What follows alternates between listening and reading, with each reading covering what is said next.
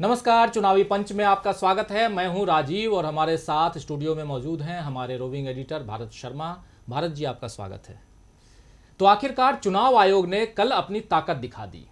आचार संहिता के उल्लंघन के मामले में आजम खान, आदित्यनाथ योगी, मायावती और मेनका गांधी पर कुछ घंटों तक प्रचार की रोक लगा दी है। कायदे से तो इस रोक के बाद अब बदजुबानी बंद हो जानी चाहिए थी, लेकिन ऐसा नहीं हुआ, क्योंकि आज ही शिवसेना सांसद संजय राउत ने तो खुलेआम ऐलान किया है कि वे न कानून को मानते हैं और न ही उन्हें आचार संहिता या चुनाव आयोग की कोई परवाह है। इसी तरह हिमाचल भाजपा के प्रदेश अध्यक्ष सतपाल सिंह सत्ती ने राहुल गांधी और सोनिया गांधी के खिलाफ अशोभनीय टिप्पणी की। फतेहपुर सीकरी से सपा बसपा गठबंधन के उम्मीदवार उधर गुड्डू पंडित ने कांग्रेस कैंडिडेट राज बब्बर के लिए अभद्र बातें कहीं। इधर कांग्रेस के स्टार प्रचारक नवजोत सिंह सिद्धू भी चुनावी आचार संहिता के फंदे में फंसते हुए नजर आ रहे हैं, क्योंकि कटिहार में आज एक जनसभा को संबोधित करते हुए उन्होंने विशेष समुदाय को वहां संबोधित किया और उसका नाम लिया। तो भारत जी, सेकेंड फेज की वोटिंग से पहले क्या क्या देखने को मिलेगा, क्या कहेंगे आप? देखिए, आप जैसे जैसे समय गुजरता जाएगा इरिटेशन बढ़ता जाएगा, और जब पॉलिटिकल पार्टीज़ को ये लगेगा कि कोई साफ उनको मैंडेट नहीं मिल पा रहा है, और अगर एक हार, क्योंकि ये इलेक्शन एक बड़ा अजीब सा इलेक्शन है। अभी तक जो हम देख रहे हैं इसमें कोई एक वेव नहीं है किसी भी पार्टी की। जैसे हम 2014 के चुनाव में देखते थे कि हमको खुलेआम ये लगता था, और जो वोटर था, आम आदमी था, वो बिल्कुल खुलेआम नरेंद्र मोदी को जिस तरीके से सपोर्ट करता था पिछली बार, इस तरीके का इस बार उस तरीके से नहीं है। दूसरी जो एक चीज़ जो मुझे लगती है, देखिए, चुनाव ये जिस तरीके की जो बयानबाजियां आ रही हैं, इसके लिए चुनाव आयोग खुद जिम्मेदार है। चुनाव आयोग को जिस तरीके की सख्ती करनी चाहिए उस तरीके की उन्हें पहले से कर होना चाहिए था। लेकिन ये जो बयानबाजियां हैं, ये इसी इलेक्शन में नहीं, इसके पहले भी इलेक्शन में हमने देखी है। ये लगातार बात ना सच सिर्फ है, मतलब ये ये जो बात पिछले सच है। 5 साल में जो इलेक्शन हुए हैं उसमें बिल्कुल लगातार हम लोग देखे हो हैं रहा कि है। बयानबाजियां और अलग दूसरा अलग। मुझे जी लगता है कि ये पहली बार इस तरीके की कार्रवाई हो। इससे पहले चुनाव आयोग ने इस तरीके के सख्त कदम उठाए भी नहीं कि उन्होंने किसी को चुनाव प्रचार से रोका हो। दूसरी एक और जो चीज़ है, सवाल यह है कि ये बदजुबानी या ये सारी चीज़ें आती कहाँ से हैं। ये इसलिए आती हैं जब आपको जनता के इशू गायब करने होते हैं और नॉनसेंस इशूज़ आपको पब्लिक के बीच में चर्चा में लेके आने होते हैं, तब आप इस तरीके की बातें कर सकते हैं। बड़ी मज़ेदार बात, आप इसमें पूरे इलेक्शन के दौरान अगर हम देखें, हम अगर पिछले 5 साल के नरेंद्र मोदी के कार्यकाल को देखें, तो हमको मजदूर सड़क पे दिखाई दिया, हमको किसान सड़क पे दिखाई दिया, हमको स्टूडेंट्स कैंपस के अंदर लड़ते हुए दिखाई दिए, हमको छात्रवृत्ति को लेकर यूजीसी को घेरते हुए स्टूडेंट्स दिखाई दिए, हमको दलित सड़कों के ऊपर दिखाई दिया, हमको अल्पसंख्यक सड़कों के ऊपर दिखाई दिया, हमको मॉब लिंचिंग दिखाई दी। ये तमाम सारे लोग थे। हमने देखा कि इस समाज के अलग अलग सेक्शंस के लोग हैं जो जी वो सारे के सारे लोग सड़क के ऊपर थे। प्राइवेटाइजेशन जिस तरीके से किया जा रहा था सरकारी संस्थाओं का, उसके खिलाफ आंदोलन हो रहे थे। लेकिन ये इलेक्शन के अंदर जो लोग ये सारी सड़कों चीजें पे नहीं थे, दिख रही हैं, मतलब बिल्कुल मुद्दे जो हैं वो गायब हैं बिल्कुल, कुल और मिला कोई के। इनको जी एड्रेस करने को तैयार नहीं है। हम देखें किसानों के जो 2 बड़े इशू थे, वो कर्जा माफी का था और दूसरा समर्थन मूल्य का था, जो उनको एमएसपी गारंटीड दिलाने की बात थी। ये दोनों चीजें हर पॉलिटिकल लेकिन पार्टी के घोषणा भारत पत्र से जी, गायब है। लेकिन इसमें यह है कि जो मुद्दे हैं, उन मुद्दों से जो सत्तारूढ़ दल है भाजपा, वो अब खुद को अलग तो करेगी ही, क्योंकि वो कई जगह घिरती हुई नजर आ रही है। इसी कारण आपने जो बताया कि लगातार ये जो मतलब कई अलग अलग वर्ग के लोग जो हैं वो सड़क पर थे, इसलिए भाजपा खुद को उससे बाहर कर रही है। और दूसरी तरफ वो राष्ट्रवाद की बात लगातार कर रही है। तो ऐसी बातें होती हैं, जैसे मैं आपकी बातों का समर्थन करते हुए बता रहा हूं कि कम से कम इसमें आप जब मुद्दों से लोगों को अलग हटाते हैं तो ऐसी बातें आती हैं, बदजुबानी आती हैं। लेकिन जो लोग मुद्दों को लेके, मतलब विपक्षी दल की बात मैं करूंगा, कि जिनको मुद्दों को लेके आना चाहिए, वो आखिर क्यों, मायावती को क्यों जरूरत पड़ी कि वो किसी एक समुदाय की बात करें, फिर उधर सिद्धू को क्यों जरूरत पड़ी कि एक समुदाय की बात करें, फिर उधर आजम खान को क्यों जरूरत पड़ी कि वो विशेष टिप्पणी किसी महिला के ऊपर करें, महिला उम्मीदवार के ऊपर करें?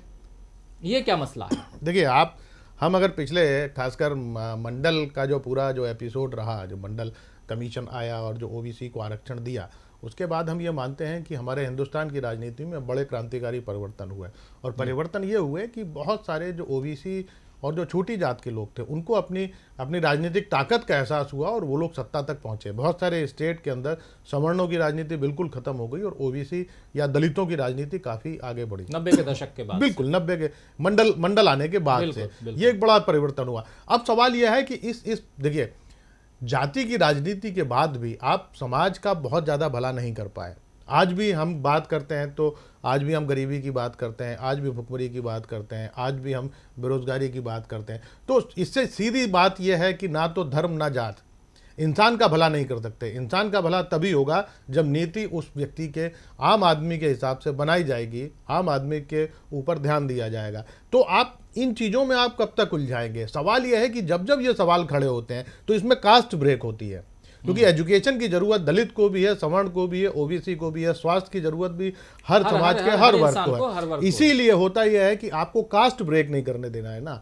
पूरा का पूरा जो इलेक्शन है वो आप इस बार के अगर पूरे चुनावी गठबंधन भी अगर आप देखें, हम चाहे उत्तर प्रदेश की बात करें या बिहार की बात करें या कहीं और की बात करें, चुनाव में ऐसी ऐसी पॉलिटिकल पार्टीज को गठबंधन में सीटें दी गई जिनके पास अपने कैंडिडेट भी नहीं है। वो आज उधारी कैंडिडेट ले लेके खड़े कर रहे हैं चुनाव के अंदर, लेकिन चूंकि उनके पास कास्ट का वोट है तो इस पूरे के पूरे इलेक्शन से पॉलिटिकल सिनेरियो जो है, जो राजनीति जो है वो गायब होती चली जा रही है, जाति जो है वो उभर के सामने आ रही है। और जब आपको ये करना होता है, मुझे लगता है कि इसके लिए राजनीतिक दल की तुलना में कहीं ना कहीं आम आदमी भी जिम्मेदार है, क्योंकि हम भी जो वोट करते हैं वो हम मुद्दों के आधार पर नहीं करते। मुझे नहीं लगता कि देश की जनता का कोई मतलब थोड़े बहुत भी लोग घोषणा पत्र पढ़ते होंगे कि कौन सी पॉलिटिकल पार्टी उनके लिए क्या कह रही है। जैसे बहुजन समाज पार्टी तो घोषणा पत्र जारी ही नहीं करती है ना। उनका कहना है कि यार कोई वादे ही मत करो जो बाद में पूरे करने हो।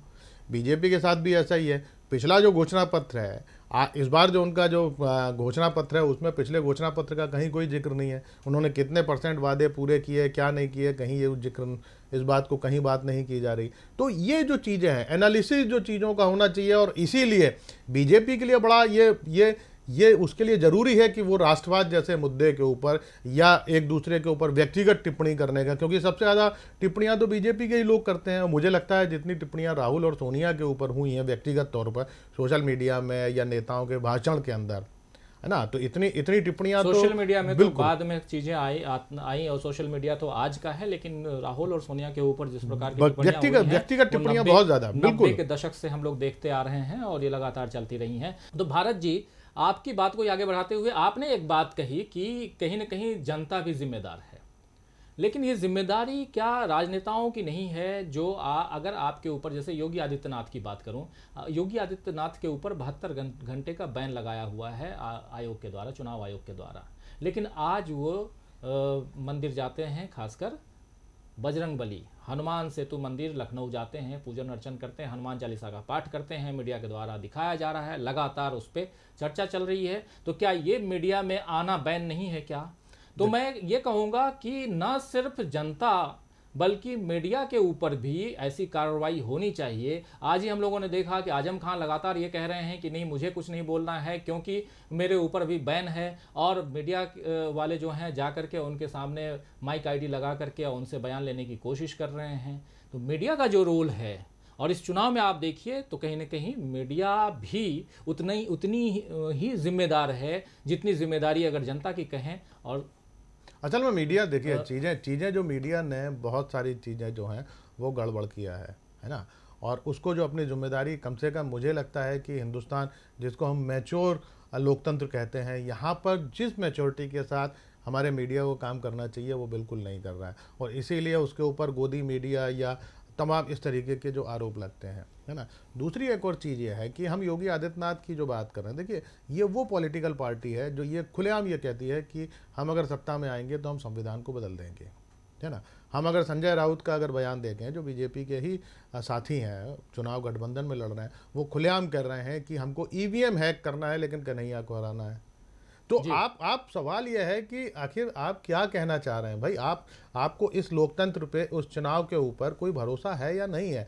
मुझे लगता है कि ये बयान ऐसे हैं या ये जो हरकतें हैं ये ऐसी हैं जिनको लेकर चुनाव आयोग को और ज़्यादा सख्ती करना चाहिए, क्योंकि चुनाव आयोग की जो अभी तक भूमिका, कम से कम इस इलेक्शन में जो हम शुरुआत से देख रहे हैं, आप देखिए ये साफ लिखा हुआ है कि आप सेना का इस्तेमाल नहीं कर सकते, लेकिन जो बीजेपी का घोषणा पत्र है उसको जो पहला पॉइंट है, उसकी पहली लाइन है, उसी में उन्होंने सर्जिकल स्ट्राइक और एयर स्ट्राइक की बात की है ना। तो जो आदमी, जो पार्टी अपने घोषणा पत्र में ही जिक्र कर रही है और उसके ऊपर चुनाव आयोग कोई कार्रवाई नहीं कर रहा, इसके बाद आप देखिए अरुणाचल प्रदेश के सीएम के काफिले में पैसा पकड़ा गया, उसका क्या हुआ आज तक उसके बारे में कोई जानकारी नहीं है। प्रधानमंत्री नरेंद्र मोदी खुद जाकर सबरीमला मंदिर का जिक्र करते हैं, उस आंदोलन का जिक्र करते हैं, उनके ऊपर कहीं कोई कार्रवाई नहीं होती। और मुझे लगता है अगर हम इस बीच में इस प्रधानमंत्री ने कई जगह प्रधानमंत्री के ऊपर किस प्रकार की कार्रवाई होगी ये भी देखने वाली बात होगी, क्योंकि बालाकोट को लेकर के भी चुनाव आयोग ने उसकी रिकॉर्डिंग मंगाया। हाँ, और अभी तक उस पर कोई कार्रवाई प्रधानमंत्री जी के नमो टेलीविजन को लेकर के लगातार बात हुई, बिल्कुल, लेकिन उस पर भी कुछ नहीं हुआ। फिल्म जरूर शायद अभी लटकी पड़ी है, फिल्म लटकी पड़ी, लेकिन नमो टेलीविजन को लेकर के ये कहा गया कि उसमें जो कंटेंट है वो बीजेपी के खाते में उसका पैसा जाएगा। लेकिन चुनाव आयोग के पास में एक ये भी नियम है कि आप कोई भी विज्ञापन अगर छपवाने जाते हैं किसी अखबार में या और टेलीविजन चैनल में अगर विज्ञापन देते हैं तो विज्ञापन का जो रिलीज ऑर्डर है वो चुनाव आयोग को देना होता है, बताना होता है कि ये विज्ञापन इतने रुपए का है और इस चैनल या इस अखबार में छपने या दिखाया जा रहा है, दिखाने जा रहे हैं हम। लेकिन ये नमो चैनल के साथ हो रहा है कि नहीं हो रहा है ये भी देखने वाली बात है। जहां तक मेरी जानकारी है कि ऐसा नहीं हो रहा है, तो इस पे भी सख्ती बरतने की जरूरत है। हम कल्याण सिंह का भी मामला है, आज तक उनके खिलाफ भी कोई कार्रवाई नहीं हुई, इन्होंने तो ये जो है दोहरा चरित्र भी नहीं होना चाहिए कि आप किसी पक्ष के साथ में आप कुछ और कर रहे हैं, किसी और के साथ में। या आज ही हमने देखा कि कल जब सख्ती बरती सुप्रीम कोर्ट ने, तब चुनाव आयोग ने फटाफट इन 4 लोगों के खिलाफ मामला दर्ज कराया। तो लेकिन एक बात और आज जो आज की खबर है, जो बड़ी खबर मानी जा सकती है, उसकी चर्चा अगर ना करें तो हमारा आज का चुनावी पंच जो है शायद मुझे लगता है कि उसमें कुछ कमी रह जाएगी। वो बात है शत्रुघ्न सिन्हा की वाइफ पूनम सिन्हा जो हैं वो समाजवादी पार्टी में आज शामिल हो गई। हालांकि पूनम सिन्हा अभी तक सक्रिय राजनीति में नहीं रही हैं, लेकिन समाजवादी पार्टी में आज वो शामिल हो गई और उन्हें लखनऊ से चुनावी टिकट भी थमा दिया गया है। जी हाँ, लखनऊ वही जहां से बीजेपी के वर्तमान गृह मंत्री राजनाथ सिंह चुनाव लड़ रहे हैं। तो राजनाथ सिंह वर्सेस पूनम सिन्हा, कितना आप क्या कहेंगे? हाँ, ये 1-to-1 करने वाला मामला है और उसमें जो है मतलब ये भी कहा जा रहा है कि करीब 4 लाख कायस्थ वोट है और ये चूंकि खुद सिंधी कम्युनिटी से हैं, करीब 1.25 लाख के करीब वहाँ सिंधी वोटर भी है। तो ये जो एक इक्वेशन जो इन्होंने देखी है लेकिन क्या भारत जी आपको ऐसा लगता है कि जब 1-to-1 फाइट है तो वहाँ पे कास्टिज्म, कास्ट फैक्टर भी काम करेगा? देखिए आमतौर पर मतलब चूंकि बीजेपी का अपना एक कोर वोट है और सवर्णों के अंदर है, अब वो कितना ब्रेक कर पाएगी समाजवादी पार्टी, क्योंकि अभी तक हम लोग जो खासकर उत्तर प्रदेश, बिहार या इन जब हम समीकरणों की बात करते हैं तो फिर हम कहीं ना कहीं कास्ट को लेकर ही हमारे एनालिसिस जो होते हैं मीडिया के खासकर, है ना, क्योंकि या तो आप धरातल पे जाके देखिए कि कास्ट कितना ब्रेक हो रहा है, बाकी जब आप एनालिसिस कर रहे होते हैं तो केवल कास्ट के आधार पर ही, क्योंकि इसके अलावा आपके पास कोई आधार है नहीं असल में, है ना, एनालिसिस करने का। तो इसीलिए हम ये कह सकते हैं कि अगर ये 1-to-1 अगर होता है तो ये जो टक्कर है ये थोड़ी सी तगड़ी हो जाएगी और बहुत राजनाथ सिंह के लिए बहुत आसान नहीं होगा ये रास्ता। जी, तो देखा, अभी तो खैर चुनाव में टाइम है और देखना होगा, लेकिन एक खबर ये भी आ रही है कि ऐसी ही बात प्रियंका गांधी को लेकर चल रही है और आज प्रियंका गांधी के पति रॉबर्ट वाड्रा ने भी कहा है कि प्रियंका अगर चुनाव लड़ना चाहें तो वाराणसी से पीएम मोदी के खिलाफ चुनाव लड़ सकती हैं। मतलब पति ने भी परमिशन, घर से जो परमिशन मिलना चाहिए वो दे दिया है। अब पार्टी के ऊपर निर्भर करता है कि प्रियंका गांधी वहाँ से चुनाव लड़ती हैं कि नहीं और पीएम मोदी के सामने खड़ी होती हैं कि नहीं। लेकिन भारत जी, आपने बहुत अच्छे ढंग से जो चुनाव आयोग की जो रणनीति है या उसने जिस प्रकार से काम किया है उस पर चर्चा की और खासकर पूनम सिन्हा किस प्रकार आगे की रणनीति तैयार करेंगी वो देखने वाली बात होगी। तो आज चुनावी पंच में बस इतना ही, फिर मिलेंगे।